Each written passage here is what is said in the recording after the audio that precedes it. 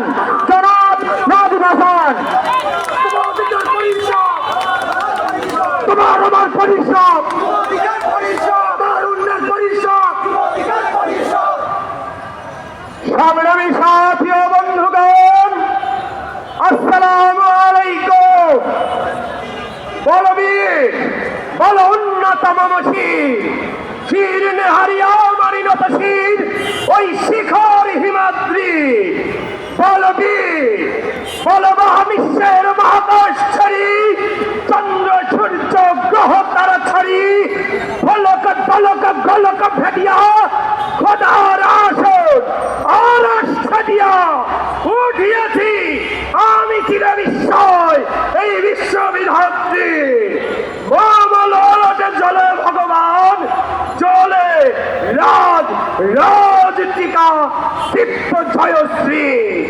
সংগ্রামী সাথী ও বন্ধুগণ, আজ আমরা এখানে ভারতীয় আধিপত্য এবং সাম্রাজ্যবাদের বিরুদ্ধে বাংলাদেশ যুব অধিকার পরিষদের সকল নেতা কর্মীরা একত্রিত হয়ে বলে দিতে চাই, বাংলার মাটি কারো আধিপত্য মেনে নেবে না। তোমাদের দাদাগিরি চলবে না। বাংলাদেশের মানুষের সম্পর্ক হবে ভারতের জনগণের সঙ্গে। তোমরা যে হাসিনাকে পাঠিয়েছিলা, সেই হাসিনাকে এক কাপড়ে বাংলাদেশ থেকে আমরা তাড়িয়েছি। তোমাদের আধিপত্য এবং তোমাদের আগ্রাসনকেও আমরা তাড়াবো। বাংলার যুবকরা এখানে জীবিত আছে, বাংলার যুবকরা সংগ্রাম করতে প্রস্তুত আছে। সাবধান হয়ে যাও। তোমার আগ্রাসন, তোমার আধিপত্য, তোমার গোলামি বাংলার জমিনে চলবে না, চলবে না, চলবে না। বাংলাদেশে কোনো সাম্প্রদায়িক অসম্প্রীতি নাই। বাংলার মানুষ হিন্দু, মুসলিম, বৌদ্ধ, খ্রিস্টান সকলেই মিলেমিশে শান্তিপূর্ণভাবে বসবাস করে। অতএব এই সম্পর্ককে যদি তোমরা উস্কানি দিয়ে অশান্ত করতে চাও, তাহলে তোমাদের ভারত আর একত্রিত থাকবার সুযোগ থাকবে না। তোমাদেরকে আমরা খণ্ড বিখণ্ড করে দেব। সংগ্রামী সাথী ও বন্ধুগণ, ভারতের সরকার তারা এদেশের হিন্দুদের শান্তি চায় না, নিরাপত্তা চায় না। বাংলার মাটি থেকে সেভাবে তাদের পালিত হাসিনার ফ্যাসিবাদ উৎখাত হয়েছে, স্বৈরাচারী শাসনকে জনগণ উৎখাত করেছে। ঠিক একইভাবে ভারতের জনগণ, ভারতে সেই বর্তমানে বিজেপি হিন্দুত্ববাদী উগ্র মোদী সরকার রয়েছে, তাদের বিরুদ্ধেও আন্দোলন সংগ্রাম করে তুলুন।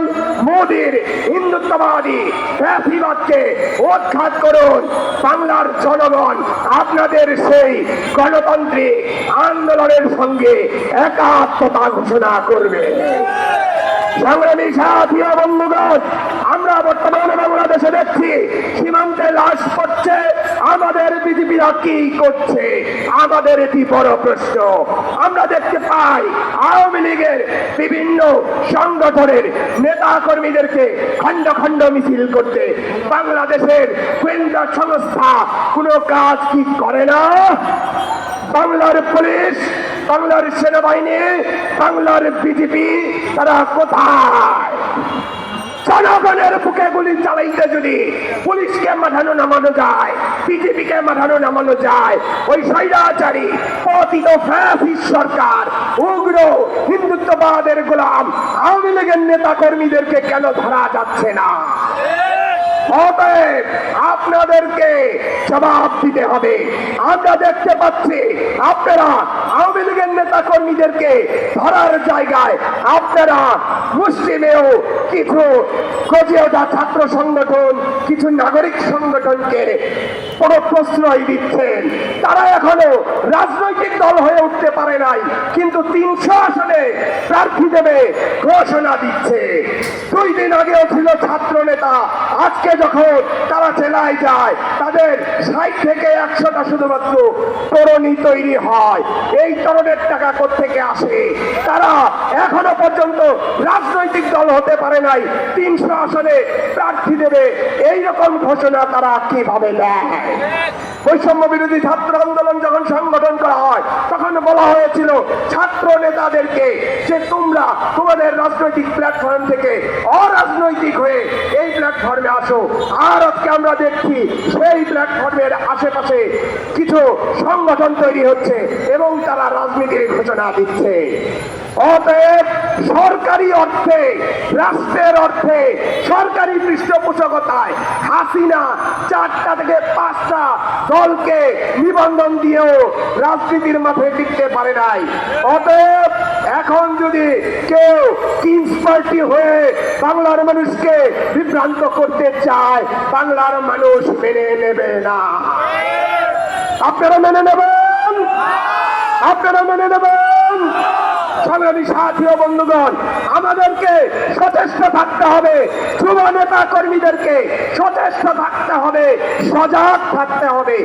71-এর মুক্তিযুদ্ধ স্বাধীনতা সংগ্রামকে আওয়ামী লীগ যেমন নিজেদের পৈতৃক সম্পত্তিতে রূপান্তরিত করেছিল, 24-এর ছাত্র জনতার গণ অভ্যুত্থানকে যাতে কেউ তাদের পৈতৃক সম্পত্তিতে রূপান্তরিত করতে না পারে সেদিকে আপনাদেরকে সচেষ্ট সজাগ থাকতে হবে। সংগ্রামী সাথী বন্ধুগণ, আপনাদেরকে সবাইকে যারা দূর দূরান্ত থেকে আজকের সমাবেশে এসেছেন, এই সমাবেশকে সফল করেছেন, কষ্ট স্বীকার করেছেন, বাংলাদেশ যুব অধিকার পরিষদের কেন্দ্রীয় সংসদের পক্ষ থেকে ধন্যবাদ জানাই। ওই দিল্লি না ঢাকা, গোলামি না আজাদি, দিল্লি না ঢাকা, ভারতীয় আগ্রাসন রুখে দাও জনগণ, ভারতীয় আগ্রাসন। ধন্যবাদ।